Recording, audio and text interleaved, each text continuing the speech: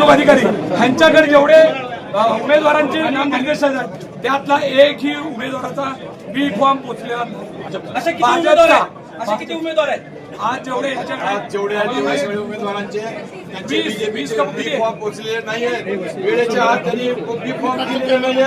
ही जी सत्ताधाऱ्यांची जी लोकांना मनमानी कारभार करून सत्ताधारी या अधिकाऱ्यांच्या वर जर अशी जुलूमशाही करत असतील याला आम्ही सहकार्य करणार नाही. जोपर्यंत आतून दरवाजा उघडणार नाही, दरवाजा बाहेरून नाही आहे बंद, दरवाजा आतून बंद आहे. आतला दरवाजा बाहेरची माणसं कसं उघडू शकतात?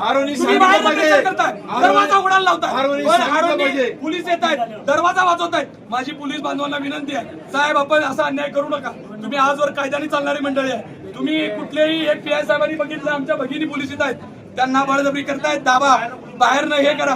माझी विनंती आहे साहेब, बाहेरून एक तोपर्यंत जोपर्यंत आवाज देत नाहीत तोपर्यंत हा दरवाजा कुणी उठू नका. हातून कडी आहे, त्यांना कुणी प्रेशर करू नका. रात्रीचे 2 वाजू दे, सकाळ होऊ दे, उद्यापर्यंत बसू. सकाळपासून जेवलो नाही, इथं झोपल्याशिवाय राहणार नाही. माझ्या मुद्द्यावरनं जावं लागेल. तोपर्यंत एकाला सुद्धा आमचं उद्या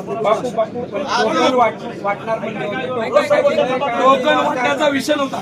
टोकन वाटण्याची मुदत उमेदवारासाठी होती. उमेदवार हात आहेत, उमेदवारांसाठी टोकन होतं. उमेदवारांची आत काही माणसं अडकलेली आहेत. ही बी फॉर्म द्यायला पक्षाचे जे काही प्रतिनिधी येतात तो बी फॉर्मचा कागद आज भारतीय जनता पार्टीच्या 3 आमदारांचा मतभेदाचा फटका या ठिकाणी त्यांना बसलेल्या वेळेत त्यांचा निर्णय झाला नाही. 3 वाजता आमदार सचिन कल्याण शेट्टी आणि रोहिणी चळवळकर आत आले. त्याच्यानंतर या ठिकाणी 3 वाजून 5 मिनिटांनंतर आरो 4 आणि आरो 5 यांच्याकडे जाण्याचा प्रयत्न केले. दोन्ही ठिकाणी ऑब्जेक्शन घेतलेलं आहे. सत्तेचा गैरवापर करून सत्तेचा प्रेशर या ठिकाणी वापरून आपलं बी फॉर्म सबमिट करण्याचा प्रयत्न करत आहेत.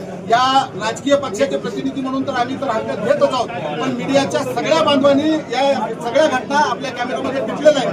मी आपल्याला विनंती करतो की मला तुम्हाला इन कॅमेरे सांगायचं, ज्या मुलीला बाहेरून खिडकी आहे त्या खिडक्यातून मागून कॅमेरे पाठवा. खिडकीपाशी माणसं उभारलेत, पण खिडकीतून कागदात जाऊ शकतात. तुम्हाला माहिती आहे, हे माणसं काही बनवू शकतात. कागद आत पाठवण्याचं काम खिडकीच्या माध्यमातून चाललंय. आरोडी माईक वर सांगितलं होतं की दरवाजा बंद झाल्यावर, वेळ संपल्यावर मी कुणालाही घेणार नाही. मला माहित आहे 15 तारखेपर्यंत ही सगळं प्रशासन निवडणूक अधिकाऱ्याच्या ताब्यात आहे. कमीत कमी या 15 दिवसात तरी कायद्याचा मान ठेवा. या 15 दिवसात तरी तुमची दादागिरी करू नका. या 15 दिवसात तरी पोलिसांचं काम करू द्या. या 15 दिवसात प्रशासनाला काम करू द्या. एवढीच हात जोडून आम्हाला इथं पाठी लावावं लागेल. हरकत नाही, सांगितलंय आरोनी बाहेर यावं. जी वस्तुस्थिती घडली आहे, जी इन कॅमेऱ्यात घडली आहे, जी सगळ्यांच्या डोळ्यात दिक्कत घडली आहे, ही वस्तुस्थिती सांगावी. मला विश्वास आहे आपलं प्रशासन, पोलीस कायद्याने सगळं चालतात. पोलीस संविधान कशा पद्धतीनं संविधानाचा मान होईल अशा पद्धतीनं पोलीस काम करतात, प्रशासन काम करतात. पण काय मंडळी या सगळ्या गोष्टी धाब्यावर बसवण्याचं काम करायला लावत असतील तर आमचा जीव गेला तर भागणार. पण आम्ही सगळ्या पक्षाचे लोक आहेत तिथं, फक्त काय शिवसेनेचा मी आहे असं नाही. आपले उपाटा गटाचे आमचे दासरी साहेब आहेत, चेतन भाऊ नरोटे आहेत, आमच्या सगळे मनसेचे आहेत, सर्व पक्षीय आहेत, अपक्ष उमेदवार आहेत. ज्या उमेदवारांना कुणी नामनिर्देशन पत्र दिलं नाही, त्यांना बी फॉर्म दिला नाही, अशा लोकांचं काय? कायदा सगळं बरोबर आहे.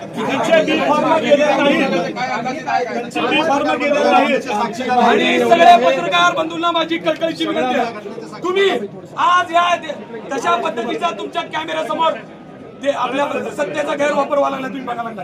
माझी विनंती आहे, आपल्यामध्ये जर कायद्याबद्दल ह्याच्याबद्दल काही सुविधा असली तर ह्या सगळ्या गोष्टी महाराष्ट्रभर देशभर कशा पद्धतीनं सत्तेचा गैरवापर चालला हे दाखवलं पाहिजे. मी हात जोडून